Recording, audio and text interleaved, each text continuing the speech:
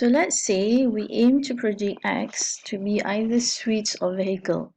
Okay, so imagine that your learning algorithm is like a baby, and whatever that you train it or teach it, that's the only thing that it will know. So let's say you show your learning algorithm different pictures or different kinds of sweets. Okay, these are going to be the instances in your training data, in your training data set, and you label it, okay, with the word sweets, so that your learning algorithm will know that, okay, if it sees this is a sweet, and if it sees this is supposed to be a vehicle. So after you've trained your learning algorithm, you want to be able to know whether it has learned, well or not.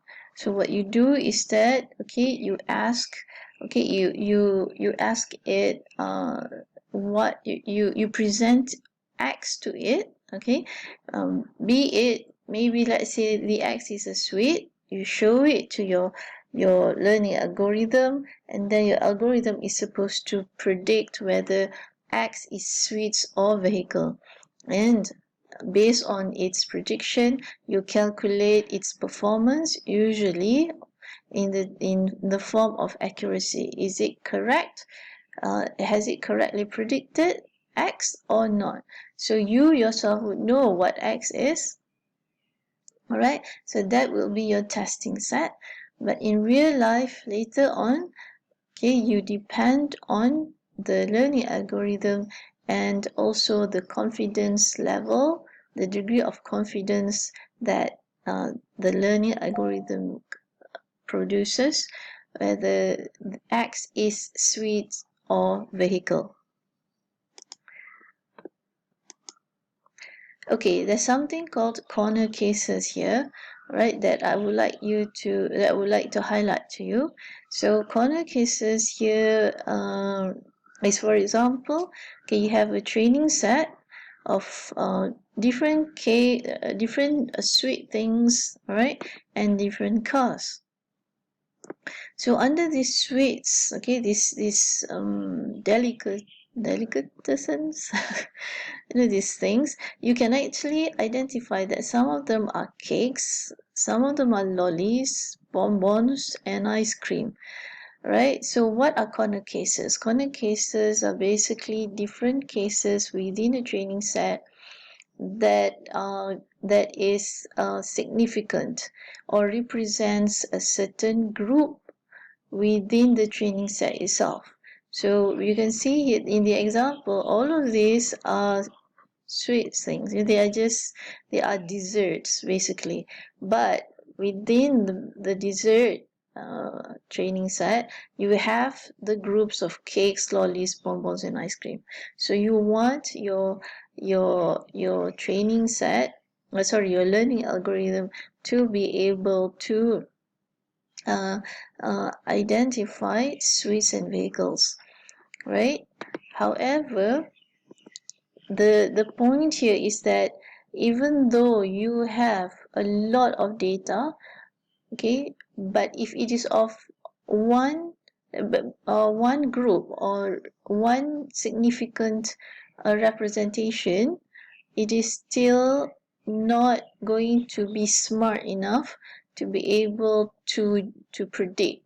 So for example here, if let's say you keep on training your learning algorithm with just ice cream, bonbon, and lollies, okay, they are sweets.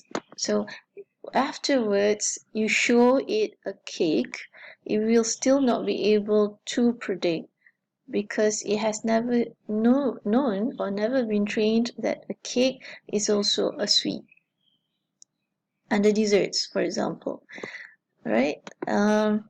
So what you need to do is to have more corner cases instead of having more data of a certain case, of only one case. You want to have a variety of different cases.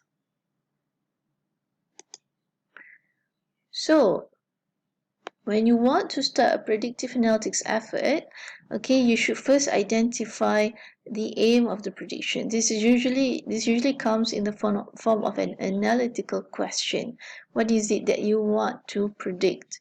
Okay, so some of these, for example, some of the questions here, like, will this potential customer default? Is this email a spam? Is this account defrauded? Okay, so those are the kinds of analytical questions that you can trigger. Then after that, you need to take a look at what are the roles or the instances or the data that you want. Okay, that is going to help you answer your analytical question. Here, for example, okay, for the first one, you can start collecting a customer's credit score data, okay, in order to answer if a potential customer defaults. Okay, will default.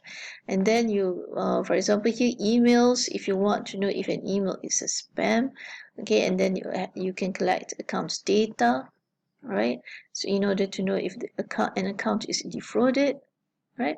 And once you know what instances or what data that you need, okay, in order to answer your analytical question, the next thing that you need to identify or start thinking would be the features or the attributes necessary in order to help you answer the question. So some examples here would be, like, for example, the name, the salary. Name, I would just take it out. Okay, it's not important, as I mentioned earlier. So it could be, okay, most likely would be the salary, the livelihood, financial commitment, gender, date of birth. Okay, so these are examples of features or attributes that you should start thinking to collect in order to answer your analytical question. And then finally, okay, to be able to answer your analytical question, you need to think about the target variable. So in the first question, will this potential customer default? Okay, your target variable would be default, and the value inside there will usually be yes or no. Okay, and for emails, okay, your target variable is spam. Then again, the value will be yes or no. And in the defrauded account, okay, it should be it could, it should be defrauded, and the value is also yes or no. So in your group, okay, start thinking about the processes at your workplace. What kind of prediction that you think that your organization is going to benefit, right? So come up with an analytical question, and then think of the rows or the data, okay, the instances that's going to help you answer that question, and what are the features of those instances that is significant, okay, to answer those questions. And finally, the target variable, and what is the value that you expect that the target variable has. All right, so that wraps up for the modeling part, okay, of specifically for predictive analytics.